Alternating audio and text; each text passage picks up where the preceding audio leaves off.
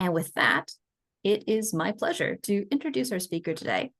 Ali Hamedani is an assistant professor of neurology, ophthalmology, and epidemiology, and the director of the Penn Ataxia Clinic at the University of Pennsylvania. He obtained his Bachelor of Science in Biology from Yale University and his MD from the University of Maryland School of Medicine. He also holds a master's degree in epidemiology from the Johns Hopkins Bloomberg School of Public Health and conducts epidemiologic research related to visual impairments in aging and neurodegenerative disease. After completing his neurology residency and fellowships in neuro-ophthalmology and movement disorders at the University of Pennsylvania, Dr. Hamedani joined the faculty in 2018. In addition to directing the Ataxia Clinic, he maintains a neuro-ophthalmology clinic that is focused on patients with visual symptoms due to neurodegenerative disease, including retinal and optic nerve diseases associated with certain spinocerebellar ataxias. So it's my absolute pleasure. Welcome, Dr. Hamedani. Thank you for speaking to us today. The floor is yours. Thank you. Thank you, Celeste, and good afternoon. Well, at least it's afternoon here where I am in Philadelphia to everyone. I'm excited to talk to you all a little bit about Spinocerebellar Ataxia type 7, or SCA7. So to start with a few definitions, just because I recognize that we have people from all over the country, or maybe even all over the world, with different levels of experience with SCA and SCA7 in particular. So just a few definitions to start us off and help us kind of get organized as we begin our conversation. So ataxia, as many of you know, is just a generic term that refers to an abnormal pattern of walking and movement that's caused by difficulty with muscle coordination. It's important to kind of distinguish the cause of ataxia, and most of the ataxia that you all have experience or interest in is something called cerebellar ataxia, which refers to ataxia that's due specifically to a problem in the part of the brain called the cerebellum. And that's in contrast to ataxia from other reasons. So in particular, loss of sensation in the feet can also cause ataxia, but that's called sensory rather than cerebellar ataxia. And then a three-letter term, or a three-letter abbreviation that you've seen quite a lot, I imagine, is something called Spinocerebellar Ataxia, or SCA. And this refers to a group of genetic cerebellar ataxias, some of which also affect the spinal cord and cause other symptoms, that are usually inherited in what we call an autosomal dominant pattern. So what does that mean? So as far as genetics goes, genes, of course, are made up of DNA, and they're the molecules in every cell in our body that determine how each cell produces proteins and generally functions. And everyone has two copies of the same gene, one inherited from their mother, and the other inherited from their father. Now, some genetic diseases require you to have two abnormal gene copies in order to cause symptoms, and that's called autosomal recessive. So what that means is that each parent has one abnormal copy, and therefore they're called carriers. But because they also have a normal copy, they don't have any symptoms. However, if they have a child and each parent passes the abnormal copy to the child, then the child has symptoms. So that's called autosomal recessive. And in contrast, what we're about to talk about is a condition that's autosomal dominant. And so what that means is that it's a genetic disease in which only one abnormal gene copy is required for symptoms to occur. And so what this means is that either parent, either the mother or father, had an abnormal copy and passed it to their child. And therefore, both the parent and child will usually be affected, although not everyone has a family history. So just because a parent didn't have symptoms doesn't mean that that's not the cause of their condition. So I thought it'd be helpful to give a little historical perspective on spinocerebellar ataxia and kind of how the numbers came to be. How did SCA7 end up being SCA7? So there are many, many different types of SCAs. I think we're up to 48 and counting, each of which is caused by a different gene. So for example, SCA1 is caused by mutations in a gene called ataxin-1, and SCA2 is caused by mutations in a gene called ataxin-2, et cetera. And before genetic testing was invented, we didn't really have a way of distinguishing between all of these different SCAs. So instead, we grouped them together using a term that's now kind of sort of defunct or retired, but you might still see it every now and then online, something called autosomal dominant cerebellar ataxia, or ADCA. And there are two main types of ADCA. ADCA type 1, referred to cerebellar ataxia, maybe with some spinal cord symptoms, maybe not, but with no other symptoms outside of the brain. And initially, this was one umbrella term, but then once genetic testing was invented, we learned that this actually consisted of many different genetic diseases. And so this ended up getting divided into many groups: SCA1, 2, 3, 6, 8, 10, and so on. And then ADCA type 2 referred to people with cerebellar ataxia who also develop retinal degeneration, which is very unique compared to the other autosomal dominant cerebellar ataxias. And then once genetic testing was invented, this became known as SCA7. And as we'll talk about, this retinal degeneration is a very unique aspect of SCA7 that's not seen in any of the other SCAs. So let's talk a little bit about the mechanism of SCA7 and how does it work. In SCA7, the gene that's affected is called ataxin-7. And what happens is that the gene contains extra copies of a DNA repeat called CAG. So 3 DNA molecules that repeat themselves over and over again. And normally, it's normal to have anywhere from 4 to 33 copies of that repeat, of that 3-letter repeat. But if there are 36 or more, then people develop symptoms of SCA7. How exactly do symptoms occur? So the details are not entirely known, but in general, what we know is that this protein, because it has these extra repeats in it, is too long. And as a result, it folds on itself in a way that causes these clumps of protein to develop in cells. And those are called inclusion bodies. And we know that accumulation of these inclusion bodies inside cells is not good and causes them to not function well and eventually to degenerate. Although it's a little bit unclear what it is about the protein inclusions that leads to these problems, and also why the effects are specific to certain cells in the body, namely in the brain and retina, because it turns out this protein is present in all cells in the body, but why these symptoms only occur in certain tissues is not entirely known. Let's talk about the symptoms of SCA7. The age of onset, as with many of the genetic spinocerebellar ataxias, can vary. In general, usually it's around between the ages of 20 and 40, but occasionally can present in childhood, and sometimes people don't get diagnosed until they're in their 60s or 70s even. But the 2 main groups of symptoms that we'll talk about are ataxia and visual impairment. So ataxia, as many of you know, refers to trouble with balance, walking, and coordination. In addition, there are other movement-related symptoms besides kind of balance and walking that frequently occur in ataxia as well. So people may have double vision or abnormalities of eye movement. They can have slurred speech or difficulty swallowing. Muscle stiffness can also happen. And people may have bowel or bladder symptoms like having to urinate very frequently or having incontinence. Those symptoms are often related to the spinal cord being involved. So that's where the spino and spinocerebellar ataxia comes from. And all of these symptoms, while they occur in SCA7, are also common to many of the other SCAs as well.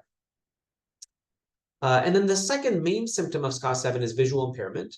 We'll talk a little bit more about this in detail, but this is caused by retinal degeneration, or you might also hear the terms retinal dystrophy or cone rod dystrophy. These all mean the same things.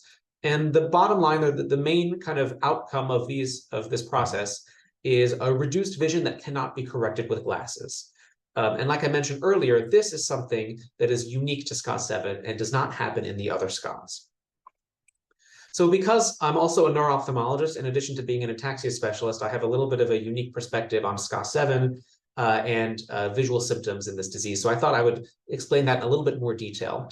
And so to start with, I'll give you a very brief overview of how the eye works, just so that we can develop some tools and language to better understand the nature of visual symptoms in SCA7. So this is a cartoon schematic of the eye here. To the left of the picture is the front of the eye, and then to the right of the picture is the back of it. And so what happens is that when light enters the eye, it's first focused by the front of the eye. The structure at the very front is called the cornea, and then inside the eye, this kind of grayish oval here is the lens.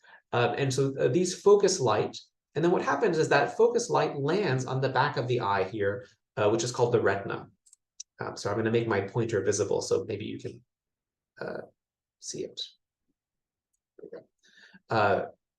This is the retina here. And then what happens is that the retina generates an electrical signal that then passes into the optic nerve. That's this cable here. And then the optic nerve sends that signal to the brain. So without getting into too much detail, to kind of keep things simple, the eye, when you think about it, or the visual system as a whole, is kind of like a camera.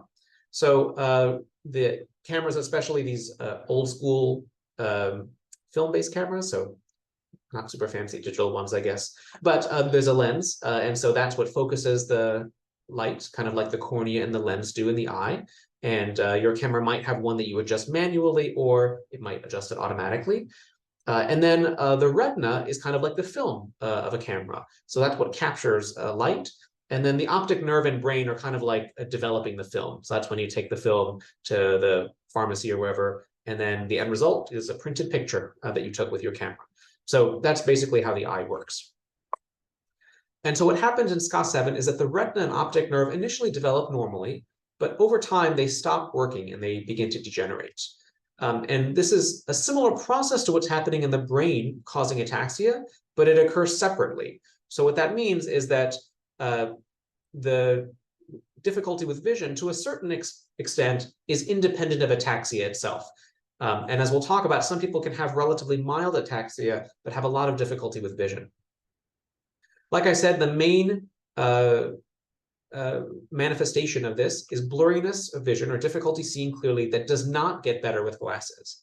And I emphasize the does not get better part because many people have difficulty with vision and need glasses in order to see clearly. I wear glasses myself, but I just took them off so that you could see me a little bit more easily. And when we put glasses on and we see more clearly, that's quite normal of almost everyone, actually. So don't be concerned if you have difficulty with vision, but then you put glasses on and everything is fine. So what we're talking about here is difficulty with vision that does not get better with glasses. There are some specific visual symptoms that you might see in this context too. So one is that people with SCA7 might notice that their symptoms are worse in the center of their vision than off to the sides. And we have a term for that in neuro-ophthalmology that's called a central scotoma. And so this picture is kind of illustrating that here. This is a picture of trees in a park outside, and you can see things are a bit blurry, but they're more blurry in the center compared to the outside. So off on the edges, things are pretty clear. And there's even the spot in the center where things are essentially black, and can't really see any details in there at all. So one hallmark of visual symptoms in SCA7 is that they may be worse in the center of vision compared to in the periphery or to the sides of the visual field. People may also notice difficulty seeing in bright light. And it's not just an issue of being sensitive or bothered by bright light, because walking outside on a bright sunny day, everyone has a tendency to squint a little bit or to reach for their sunglasses. But people with SCA7 may actually notice that when it's bright out, that they just do not see as well, or they may find that they need to dim the light in order to see more clearly. And people with SCA7 can also have difficulty with color vision, particularly distinguishing blue from yellow colors. This constellation of symptoms, so the visual symptoms due to retinal degeneration in SCA7, affects nearly everyone with SCA7. In the past, or with other symptoms in other SCAs, you might hear about someone has particular symptoms and another person does not. But when it comes to SCA7, virtually everyone develops this at some point. And symptoms may initially be mild, but they do progress over time, such that the majority of people with SCA7 ultimately end up meeting the definition of legal blindness, which in the US means that you are 20/200 or worse in your better seeing eye. And as a result of this, cannot drive because of vision. One important thing to know about visual symptoms in SCA7 is that they may precede the onset of other symptoms of ataxia. And kind of like I mentioned earlier, some people can have minimal to no ataxia, but have a lot of difficulty with vision. Another thing to know is that in the beginning, the retina may actually appear normal to an eye doctor, even though it's not working properly. And that reflects the fact that when we look in the back of someone's eye and we see abnormalities, those are abnormalities in color or other things like that.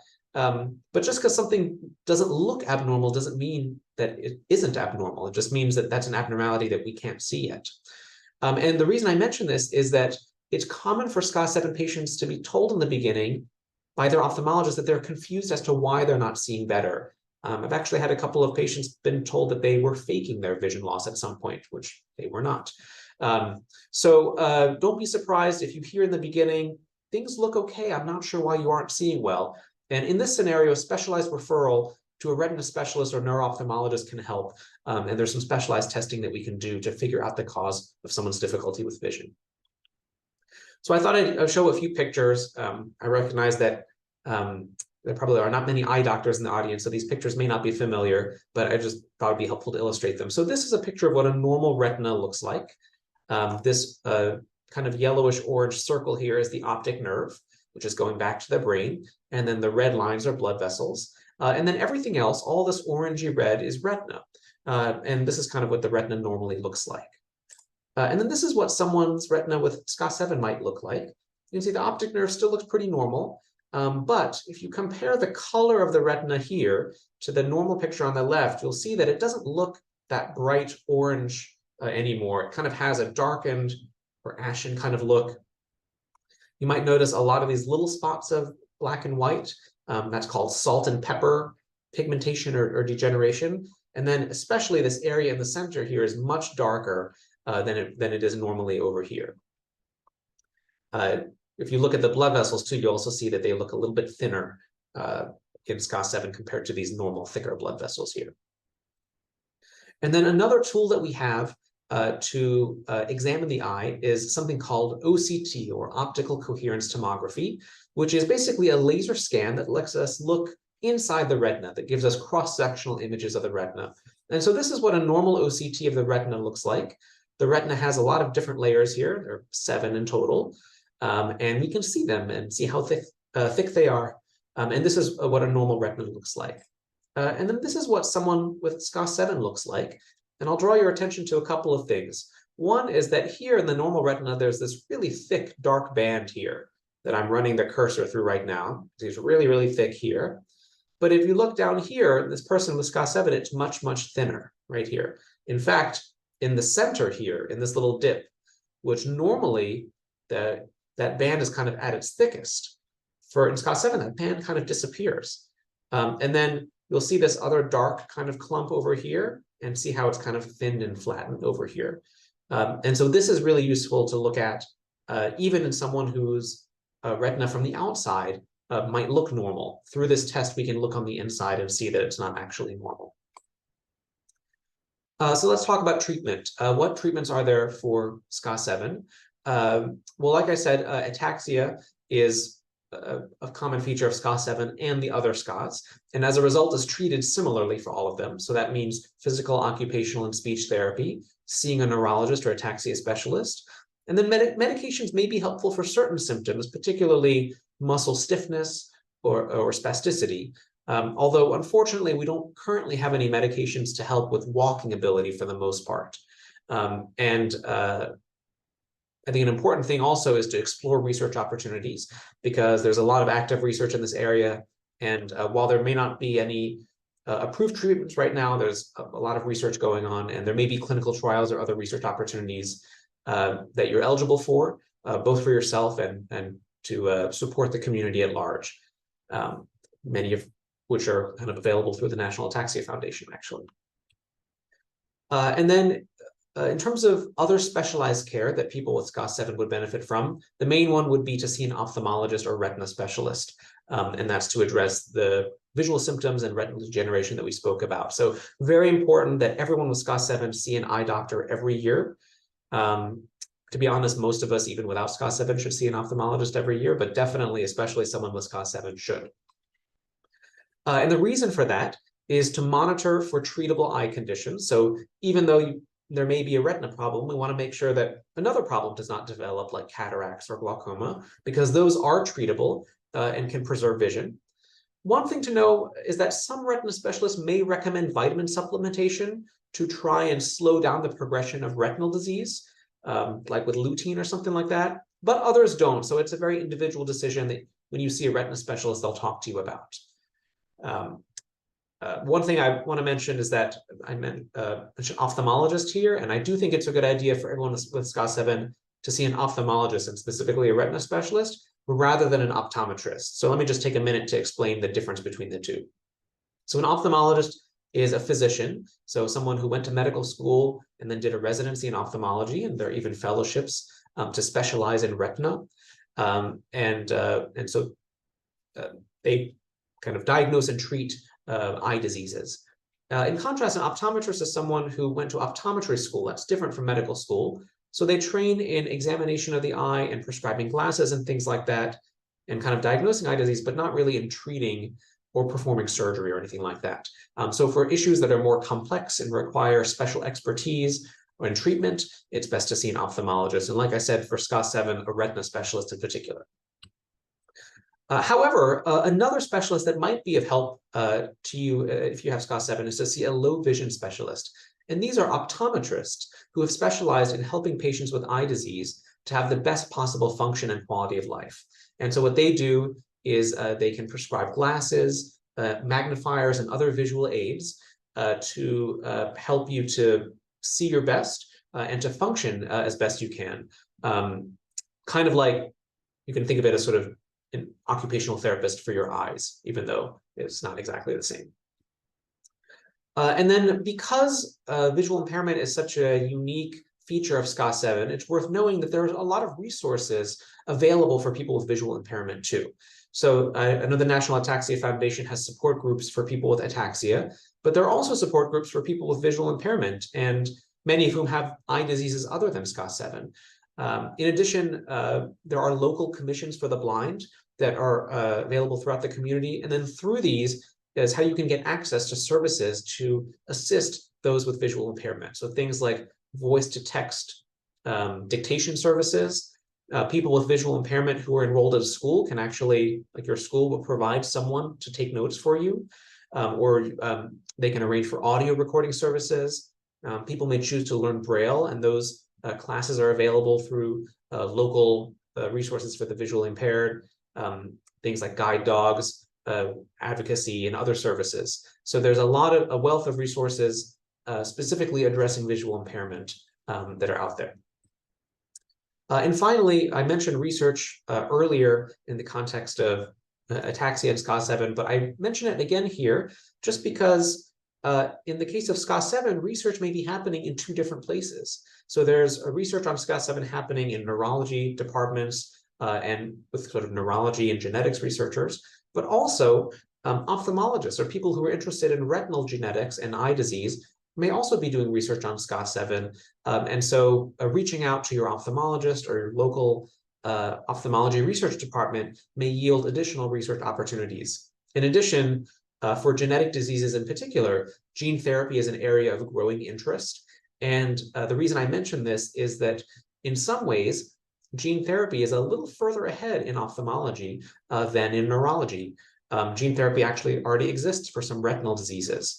And the reason I mention this is that there is some thought that gene therapy for SCA7 might begin in the eye and kind of first developing and establishing the treatment for eye disease in SCA7 and then expanding on to the brain as well. So that's kind of why I highlight research again here. Finally, I wanted to touch on people who are at risk for SCA7.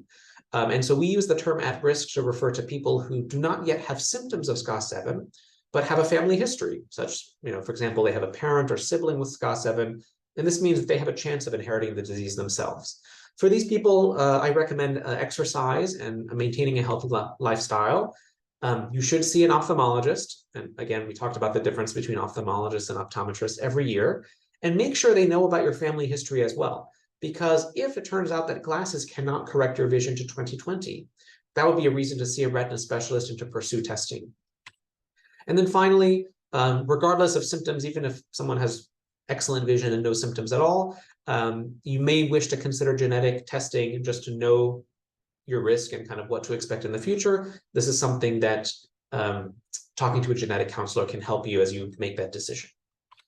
So with that, I'll thank you all for coming and joining, and then happy to take any questions. Thank you for such a fantastic overview of SCA7, the current clinical landscape. And I know personally I learned a lot more about the eye than I knew previously.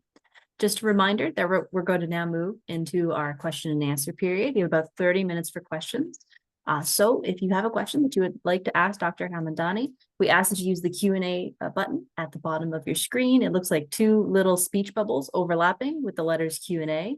So if you click that, you can type in your question and then I'll read it out for you. And we have the first couple coming in. So first we'll start off with, we have a question from an attendee who asks if there's any particular reason why people in the same family who have a history of SCA7 have different symptoms, or they may not be textbook symptoms? That's a great question. So there are, I think, two main reasons why symptoms may differ within families. One is that I mentioned that SCA7 is caused by an expanded number of that three-letter repeat. So having 36 or more means that you have symptoms. And one thing we know, not just about SCA7, but many of the SCAs, is that the number of repeats is associated with the types of symptoms and the severity and progression of symptoms that one experiences. In general, a higher number of repeats is associated with more symptoms and progression. So it could be if you have a family of several people with SCA7, maybe one person has a larger number of repeats than the other person does. And that might be why someone has different symptoms than the other. But the other main reason is that up until now, we've been talking about just one gene, the ataxin-7 gene.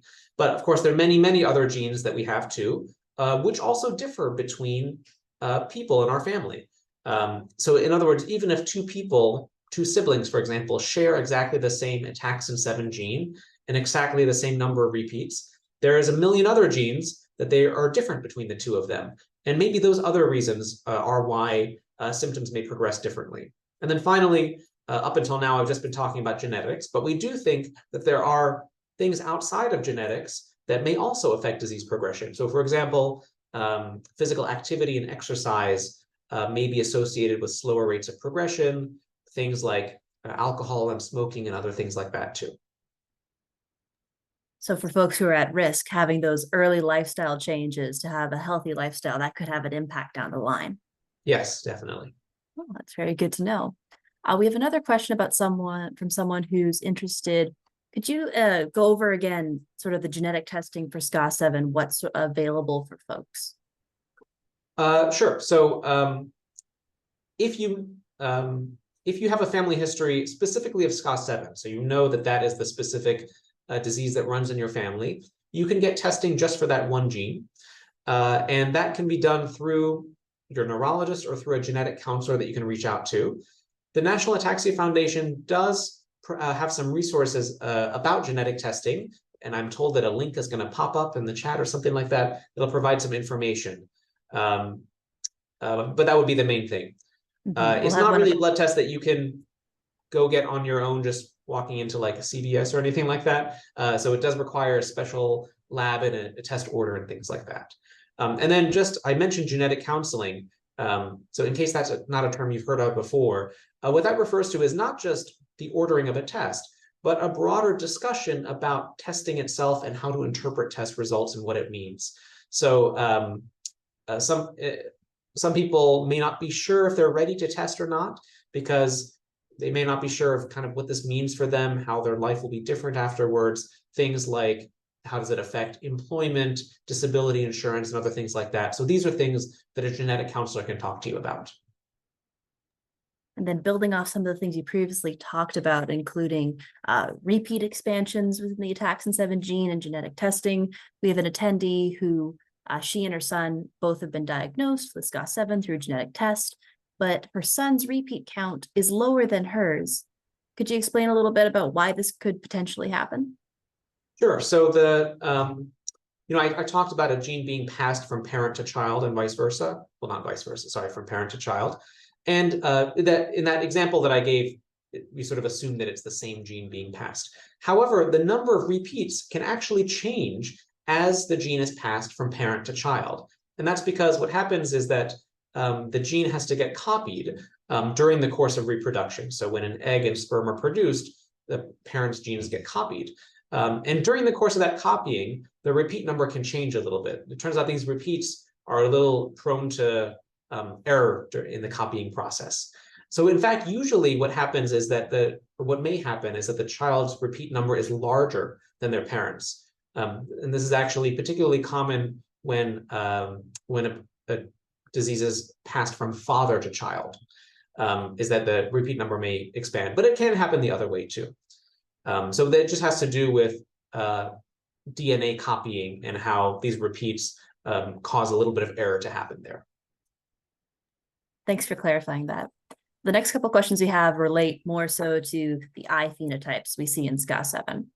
So we have one attendee who asks, I have certain days that vision is better than others. Is there any information out there about why things may or be better or worse on certain days?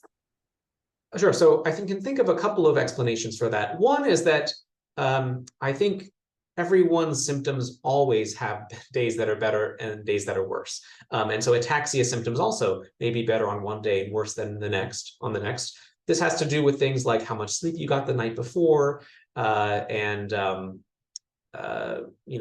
did you have enough to eat and hydrated and everything like that. And then certainly anything that has you not feeling your best, whether it's a cold or other infectious process, maybe a new medication that you started that may not be agreeing with you, all of these things can bring out any symptom of any neurologic disease and make it worse. So I think some of what you're describing is kind of a feature of any symptom, of which, and certainly true of visual symptoms as well. In the case of visual symptoms, specifically in SCA7, there's a couple of reasons I can think of why things might fluctuate. One is the degree of lighting. And so I mentioned earlier that because of the way the retina is affected, vision is very sensitive to changes in lighting. And so specifically, some people may find that if it's a cloudier day outside and it's dimmer and there's less brightness, they may see better than if it's very, very sunny. So that could be part of it. And then finally, I think it's always important to keep in mind, not just with vision and not just with SCA7, but any symptom in any disease, that even though there's this one disease that we know is causing problems, there are other things that can affect your symptoms too. So in the case of vision, maybe one reason why symptoms are worse from one day to the next may not have to do with SCA7 itself, might have to do with something else like allergies or dry eye or something else like that. There's a lot of things going on. There's a lot of things in play. It can be very complicated. Our next question is from attendee who asks, so they have developed dystonia oromandibular. Is that common for SCA7 patients? Yes, so dystonia refers to involuntary muscle contraction, often has kind of a twisting or squeezing quality, and can have, oromandibular means affecting the mouth and jaw, but it can affect other muscles too. Yes, it can occur in SCA7, I'd say in a minority of patients. So it's not super common, but certainly known to occur. And again, that's also something that many of the other SCAs can have as well. 100%. And then jumping back to the eye, we have an attendee who's asking, is it possible to get a retinal transplant? Would that help out with SCA7? Good question. So no, it's not possible to have a retinal transplant. You can have corneal transplants when that's transplanting the front of the eye, but that doesn't help SCA7 at all because the cornea is totally fine. It's all in the back of the eye. One thing that I didn't mention because I thought it was going to be too much, but since you asked, I'll get into it, is that there are some implantable prosthetic devices for retinal degeneration. So it's kind of like an artificial retina, if you will. It's a little film that kind of tries to do the job of what the retina would do.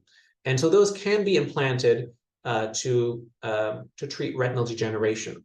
However, there are some retinal degenerations for which this works and others for which it does not.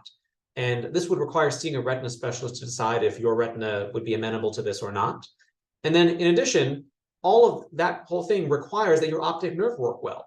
But if the optic nerve also is affected, which can occur in SCA7, then that may not be an option. So if you're interested in transplantation of any sort, then what you should ask a retina specialist about is a prosthetic retinal device. That's very helpful to know. We also have an attendee who asks, her sight loss is progressing quicker than her mobility issues. Is that normal for folks with SCA7? Yes, that is. It's actually quite common that visual symptoms not only present earlier, but may progress more quickly. And there's a couple of reasons for that. One is that we know that the retina is just a very sensitive part of the body. There's a lot of moving parts and fine-tuning of these different cells in the retina. So if things were thrown off even just a little bit, it can really affect how well someone sees. In addition, vision is something that I think we're very keenly aware of. It's the primary way in which we communicate things, by seeing someone, by waving, by reading something. So vision's everywhere. In fact, 40% of your brain is devoted to vision in some capacity. So the reason I mention that is that I think there is a tendency to perhaps notice difficulty with vision and to feel its effects on everyday life more acutely. And also, you may notice day-to-day changes or week-to-week, month-to-month changes with vision they may be more noticeable, more detectable than similar changes in balance and coordination and that sort of thing. But just to address your question, it's not unusual to see patients. I saw one just a few weeks ago with very mild ataxia, like the average person walking down the street would not notice that they had difficulty, but are legally blind or like need someone to drive them to work because they're not able to drive to work. So being able to work despite ataxia, but having difficulty because of vision is very common in SCA7. Now we have another vision question. Is there a way to determine how long the full onset of vision loss or ataxia will take? So to rephrase it, is there any predictive models for individuals of how bad certain symptoms will get or how long it will take? Good question. So no, there's not any way of predicting an individual specific trajectory. I mentioned repeat length as one thing that affects disease severity and progression. However, turns out that that probably only explains a minority of the variation from one person to the next. So the reason I say that is that what I think some people might feel tempted to do after hearing about this is to go look up their repeat length and to say, well, I have this many repeats. What does this mean for me? And you may want to have that information for yourself anyway, but I don't think you can conclude anything specific about an individual's life based on their repeat length. In general, family history is something that can be helpful. So we talked about repeat length as something that kind of clusters within families, but may vary a little bit. But the other genetic determinants of symptom severity also tend to cluster within families. So that is something that can be helpful. But in general, everyone's unique in their own person, and everyone's journey is a little bit different. We're going to shift a little bit now to talk about different potential treatments that people have learned about online. We have one attendee who asks that could SCA7 patients potentially benefit from ovomeloxolone, which is the new FDA-approved drug for Friedreich's ataxia. Why or why not? Good question. So in general, ovomeloxolone its effect is thought to be very specific for Friedreich's ataxia. And that's because not only is the gene different, but also the mechanism by which an abnormal gene leads to symptoms and dysfunction is thought to be very different for Friedreich's ataxia compared to SCA7 or the other SCAs. I'm not aware of any plans to study ovomeloxolone in SCA7 or any of the other SCAs, although that may change. But in general, ovomeloxolone is thought to treat a specific cause of symptoms in Friedreich's ataxia that's not really present to the same degree in SCA7. That's helpful to know. We also have a few attendees who've asked about stem cell treatments and have read about these online. Could you comment a little bit on this, about perhaps where stem cell treatment is right now regarding SCA7? Sure. So stem cell treatment has not formally been studied for SCA7 or really any of the other SCAs as far as I'm aware. And so it's not a sort of well-studied or approved treatment for this condition. It is something that is an area of active research, although one thing I will say, without getting into too much detail, is that there's a lot of stem cell treatment and research that's marketed directly to patients online, which is not well regulated or studied. And so in many of those, it's not clear that the cells that are being given are actually stem cells and do actually do what they're supposed to do.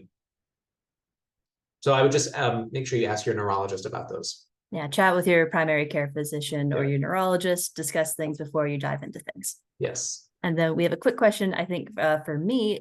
Is this recording going to be made available? Yes, it will.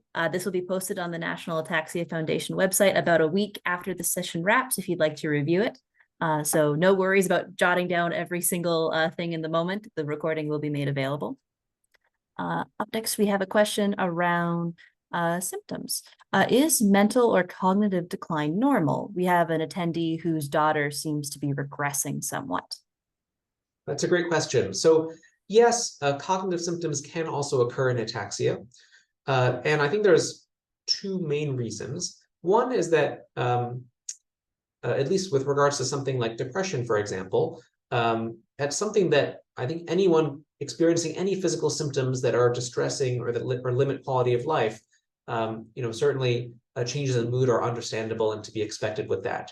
But in addition, we do think that the cerebellum, which is the part of the brain that's responsible for balance and coordination, may also have effects on cognition and mood. So it may well be that the symptoms that you're describing are from that as well. And then many of the SCAs can experience kind of more profound changes in cognition. That's usually a very, very late finding after, many, many years or decades. Then we have another question about symptoms. Are tremors common for SCA7 patients? Yes, tremor is common, although I think it's important to clarify what you mean by tremor, and so I'll explain what I mean. Many people with cerebellar disease and cerebellar ataxia have something called dysmetria. And then what that means is tremor that occurs specifically when reaching for something or when trying to grab something. And so that's not tremor that's present when someone is sitting still and resting, but tremor that happens when reaching for something. In addition, some people may experience tremor, not of their arms so much, but of their head, neck, maybe even their torso, that happens when they stand. Or so when they stand up, there'll be this kind of like rocking back and forth. And that has a different name that's called titubation. And then finally, there was a question earlier about dystonia, and dystonia can also be accompanied by tremor too. So the reason I mention this is that tremor can mean many different things, or has many different causes. And each of these that I described would be treated differently. So it's important to see a neurologist and then to talk a little bit about the tremor that you're experiencing, how that fits into SCA7, like in which of these ways is it occurring, and then to discuss treatment in that context. And then our next question goes back to something we discussed a little bit earlier in terms of paternal versus maternal transmission. So we have an attendee who says, hello, I'm from Canada. We have SCA7 from my paternal side of the family.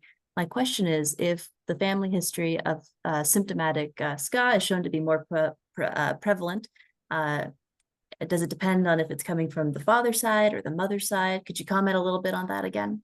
Sure. So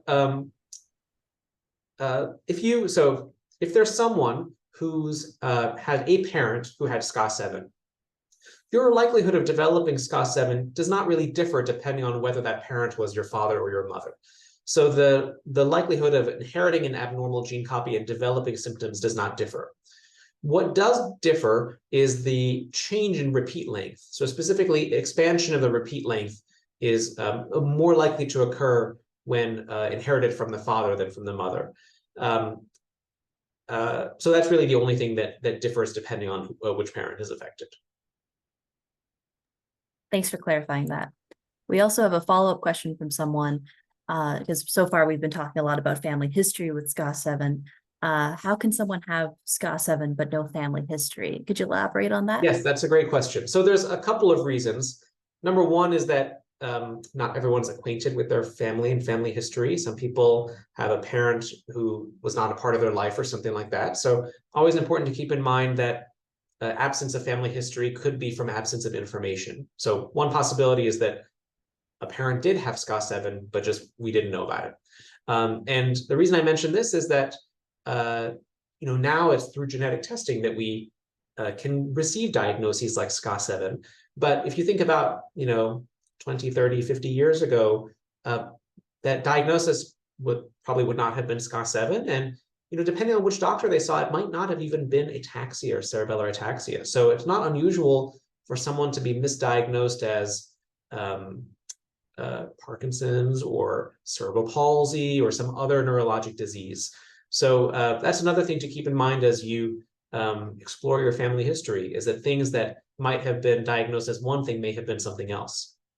I'll give you another example, which is that before genetic testing, there was a tendency to call all genetic ataxias Friedreich's ataxia, even though Friedreich's is just one of many. So the reason I mention this is I have a patient with SCA3.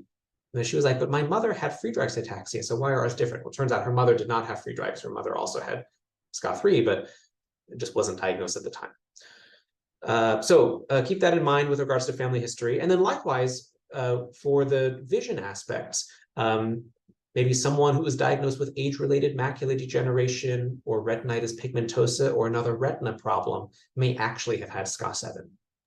So when you're looking, one possibility is a family member was indeed affected, but in a different way, or diagnosed as something different. Another reason is that it has to do with the repeat length. So I mentioned that 36 repeats and longer is what's associated with symptoms of SCA7. So it could be that the parent had less than 36 repeats and therefore did not have symptoms. But then when they had their child, that number of repeats increased. And that's what led to their child having symptoms. And then finally, it is possible, although relatively uncommon, for someone to develop a mutation that causes SCA7, even though neither parent had it. And that's because as our DNA is getting turned over and copied, occasionally an error can occur as the gene is copied, and that leads to an expansion that causes symptoms. So there's a few different reasons why you may not have a family history suggestive of SCA7. And then to the point you were making earlier about misdiagnosis for SCA7, we have one attendee who is asking, why is SCA7 seemingly so unknown in the medical community? What could be done about this? Could you comment on this a bit? So I guess what can be done is educating others in the medical community. So like the patients that I see, I obviously, reach out and contact their doctors to let them know how they're doing and everything, sending them a report and everything. And a lot of that's also stuff that you can do too. So like I said, advocate for yourselves, make sure that your doctor, and I would argue especially your eye doctor, knows about your history, knows that this is a condition that can affect eyesight so that they can monitor it more closely. That's good to know, because more people who know more about ataxia, that is going to help everybody. Yeah. I'll put in a little plug for the National Ataxia Foundation, just because I have a feeling there's a magical message is going to drop in the chat box that there is a official sort of National Ataxia Foundation Centers of Excellence designation that is coming online that kind of identifies centers that you can go to where that people have expertise in ataxia, and including SCA7. So these are centers that have multiple different physicians who have training specifically for ataxia. And then just going through the questions now, we're going to get to as many as possible in the last 10 minutes or so. So we have another question around treatment. So there we have an attendee who has read a little bit about riluzole or troriluzole. Could that potentially help folks with SCA7 with their speech? Good question. So in general, with riluzole and troriluzole, these are medications that are not specifically approved for ataxia, but have been studied to varying degrees as a potential treatment for ataxia. And treatment referring to balance, walking, and including speech, so all of the above. Currently, it's still somewhat unclear how well these treatments work for SCA7.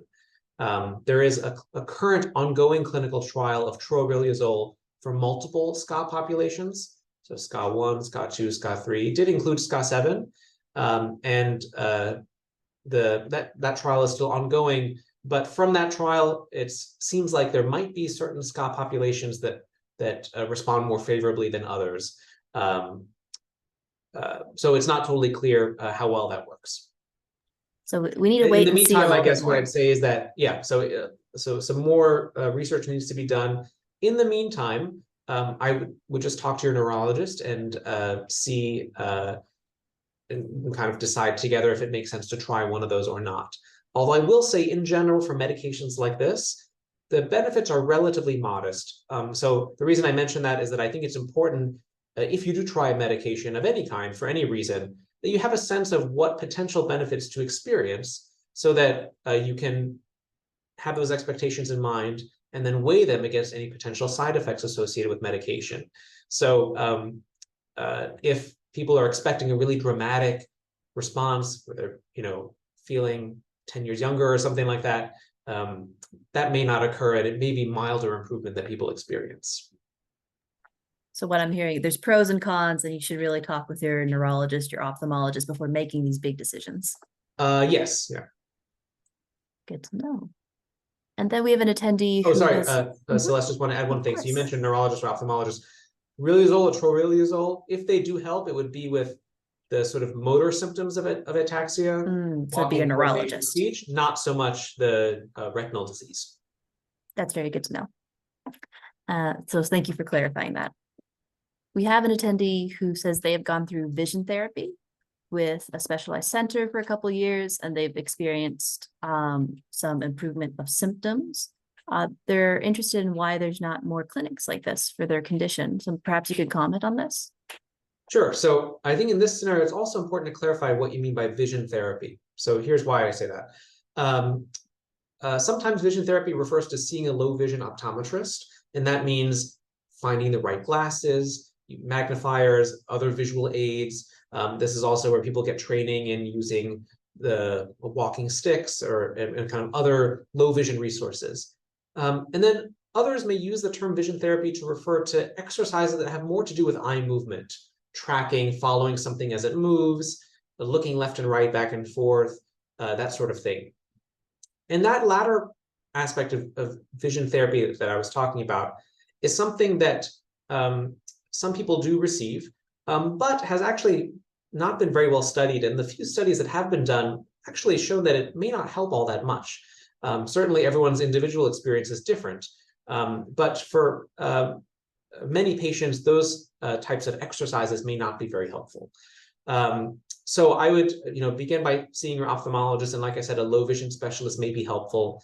But in general, I think the main focus is on finding the right aids to help you see best. That makes a lot of sense. We have another question around retinal degeneration in SCA7. So is the retinal degeneration in SCA7 different or similar from other neuro-ocular complications that we see in other forms of ataxia?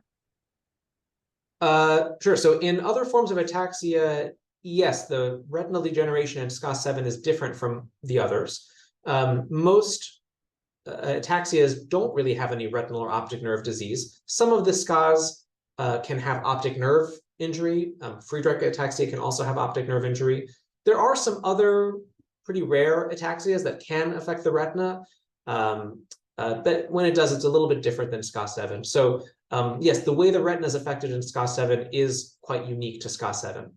There are other retinal diseases that can affect vision similarly to SCA7, but they don't have ataxia. So I mentioned earlier this term called cone rod dystrophy. There are other predominantly genetic conditions that can cause cone rod dystrophy, but they don't cause ataxia. So those are different genetic diseases that affect vision similarly to SCA7, but have different causes and don't have ataxia. And then I was going to say something else. Maybe that was it. If it comes back to you, we can return to it in the last little bit. We have a question from an attendee. Can dopamine treatment Celeste, help? I remember what I was going to say. Of course, so please the reason I continue. mentioned, I was going to highlight that a very common retinal condition that you might have heard of or have a family member who has is something called age-related macular degeneration. That is quite different from retinal disease in SCA7. So of course, sometimes things get misdiagnosed, but in general, like your grandfather had age-related macular degeneration, probably not related to retinal disease in SCA7. Awesome. And then going back to one question, can dopamine help SCA7? It's a good question. So dopamine is helpful for specific symptoms, particularly Parkinsonism, and also sometimes dystonia too. So dopamine may be helpful to try if you're having those specific symptoms, but in general, dopamine does not help difficulty with balance or walking or coordination, kind of those main symptoms of ataxia and speech and things like that too. So I would say used selectively for certain symptoms that some people with SCA7 may experience, but most do not. And then we have a couple of questions from folks who are interested in clinical trials. So to your knowledge, are you aware of any upcoming clinical trials for the visual impairment side of SCA7 specifically? Good question. I'm not aware of anything specifically, although there's a lot of resources, out there, especially online, that you can explore through the National Ataxia Foundation, through clinicaltrials.gov. There was a natural history study for vision in SCA7 going on at the National Institutes of Health that I think may have finished enrolling, but kind of similar to the National Ataxia Foundation's natural history study that you might have heard of. So I'm not aware of anything specific yet, but like I said, this is an area of very active research, and so new opportunities are always just around the corner. And then could you clarify, use the term natural history study? Could you explain how that might be a bit different than maybe clinical trial? Yes, good question. So when you think about research, there's kind of two main types of research that you could participate in. One is investigational research, meaning research that tests a new treatment. And so in these studies, often you are being randomly assigned to receive one treatment or to receive another one. And then in contrast, there are observational research studies. And these are studies in which you're not assigned a specific treatment, but rather the goal of the research is to monitor and follow your symptoms over time and to see how people with SCA7 experience symptoms differently over time. And that's kind of another term for that is natural history studies. So those are studies in which you complete assessments and measurements, but don't receive any one specific treatment. The treatment is just sort of up to you and your doctor. Thanks for clarifying that. And then we have time for one last question, which an attendee is asking is, to your knowledge, is amantadine helpful for treatment of different SCA7 symptoms? Good question. So amantadine is another medication that is originally approved for different symptoms, specifically for Parkinsonism, but has been tried in some people with ataxia. I think similar to dopamine, it's something that might be an option to consider when there are certain symptoms present. But as a run-of-the-mill treatment for ataxia has not been shown to be very helpful. But like I said, I think that's a specific decision between you and your neurologist, depending on specific symptoms that may be present. And with that, that's all the time we have for today. So if everyone could please join me at your individual Zoom screens, thanking Dr. Hamedani for joining us today and giving us a fantastic overview of SCA7. So thank you so much. And thanks all of you for joining us today and learning a little bit more about SCA7 and the different clinical options that are out there. So wherever you are in the world, good afternoon, good morning, good evening. Hope you have a wonderful rest of your day.